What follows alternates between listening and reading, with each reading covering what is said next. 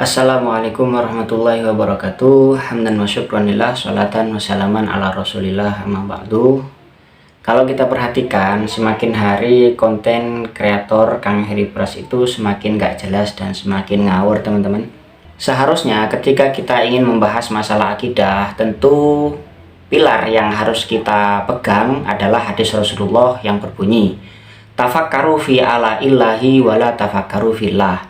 Berfikirlah kalian tentang makhluk Allah atau ciptaan Allah, wala tafakkaru fillahi, dan jangan kalian berpikir tentang zat Allah.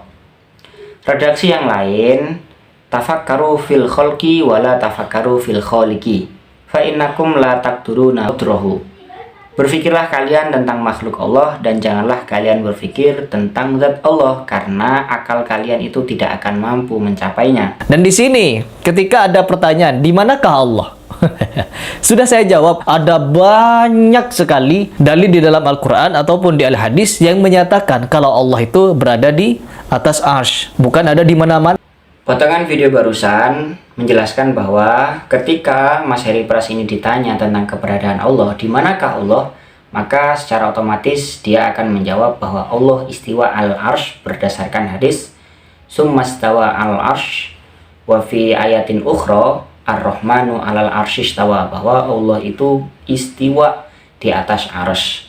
Tentu Kang Heri Pras juga perlu mempertimbangkan tentang komentar daripada Sayyidina Ali karramallahu wajhah dalam kitab Al-Farqu Bainal Firaq. Saya bacakan. Innallaha khalaqal arsya izharon liqudratihi. Sesungguhnya Allah menciptakan arsy karena untuk menunjukkan kekuasaannya. Walam yattakhidhu makanan lidzatihi. Dan Allah tidak menjadikan arsy sebagai tempat untuk zatnya. Nah, pertanyaan di manakah Allah itu bukanlah pertanyaan yang remeh-temeh, Mas Heri Pras. Itu termasuk pertanyaan yang sulit. Kalau mau jujur untuk menjawab pertanyaan di manakah Allah, itu sebenarnya ada ayat yang lebih pas daripada summastawa alal arsy atau ar-rahmanu alal arsy istawa, di mana Rasulullah sendiri ini sebenarnya pernah mendapatkan pertanyaan di manakah Allah, sehingga turunlah ayat wa idza sa'alaka ibadi anni fa inni qarib ujibu da'watad da'i idza da'an. Nah, sebenarnya kalau misalnya kita melihat sababun nuzul ayat ini adalah ayat yang lebih pas ketika ada seseorang yang bertanya di manakah Allah. Misalnya dalam kitab tafsir Al-Wasit, di sini ada beberapa riwayat yang menerangkan tentang sebab turunnya ayat tersebut. Saya bacakan. Warawa al-mufassiruna fi sababi nuzuli hadhil ayatil karimah riwayatin. Ada beberapa riwayat yang diriwayatkan, diceritakan oleh para ulama ahli tafsir dalam menerangkan sebab turunnya ayat ini. Maksudnya adalah ayat wa idza sa'alaka ibadi anni fa inni qarib. Minha diantaranya ma akhrajahu Ibnu Jarir wa Ibnu Abi Hatim anna a'rabiyan ja'a ila Nabi sallallahu alaihi wasallam. Di antaranya adalah hadis yang ditakhrij oleh Ibnu Jarir bahwa ada seorang A'rabi yang datang kepada Nabi Shallallahu Alaihi Wasallam. Faqala, kemudian bertanya, aqoribun rabbuna fanunajihi, apakah Tuhan kita itu jaraknya dekat sehingga kita bisa bermunajat, berdoa dengan cara yang lirih, aina ta'uhu sirron am ba'idun fanunadihi, apakah Tuhan kita itu jaraknya jauh sehingga kita perlu memanggilnya. Nah, Rasulullah pun terdiam. Fasakata Rasulullah sallallahu alaihi wasallam. Kemudian karena Rasulullah sallallahu alaihi wasallam diam, tidak bisa menjawab, lalu Allah menurunkan ayat ini, wa idza sa'alaka ibadi anni fa inni qarib.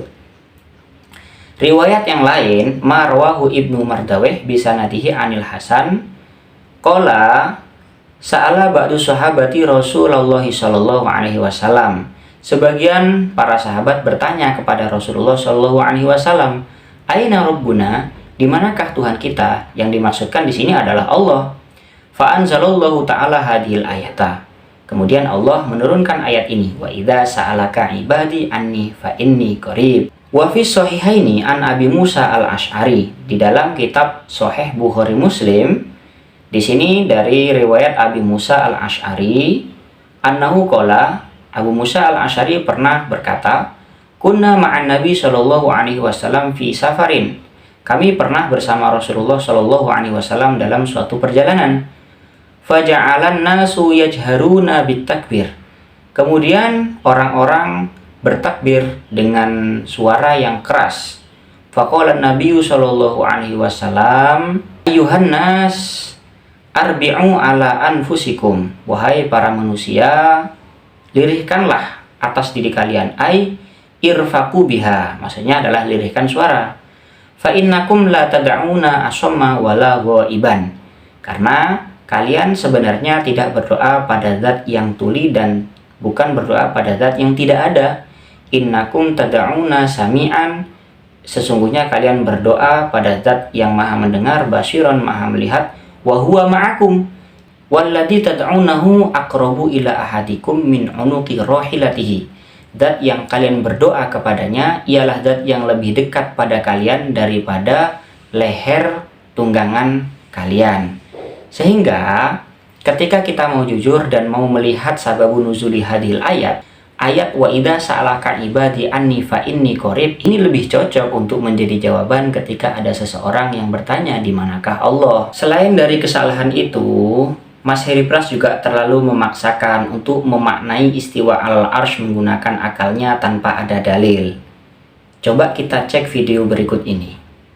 Allah tidak mungkin ada di bawah ini, ya, tetapi ada di atasnya. Mulanya Mas Heri Pras itu meyakini bahwa Allah itu istiwa al-arsy bila kaifin walan hisorin wala tasbihin wala tamsilin. Allah istiwa di atas arsy tanpa harus kita berpikir bagaimana cara bentuknya, bagaimana posisinya. Namun video barusan itu malah membantah pendapatnya sendiri, karena Kang Heri Pras berusaha untuk menjelaskan sedetail-detailnya keberadaan Allah, yaitu di atas angkasa sebagaimana yang dijelaskannya. Ini menimbulkan syubhat, teman-teman. Pertama adalah Kang Heri Pras secara tidak langsung menyamakan Allah dengan makhluknya. Mengapa bisa demikian? Karena ketika Kang Heri Pras itu memastikan bahwa keberadaan Allah itu berada di atasnya angkasa yang tadi, berarti Allah itu berada di atasnya makhluk, karena angkasa adalah makhluk ciptaan Allah. Ketika Allah itu berada di atas makhluk, maka Allah butuh pada makhluk, dan itu tidak mungkin. Syubhat yang kedua adalah berarti Kang Heri Pras dalam video barusan memastikan bahwa arsy itu bentuknya seperti itu dan posisinya juga di situ.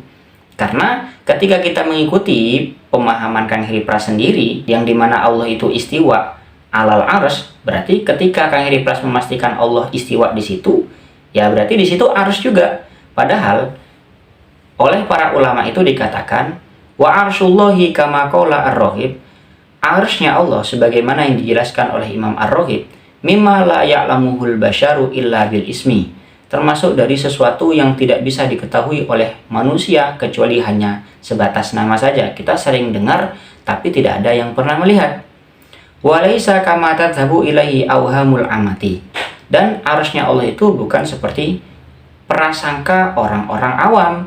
Fa innahu law kana kadzalika la kana hamilan lahu ta'ala Allahu an dzalik.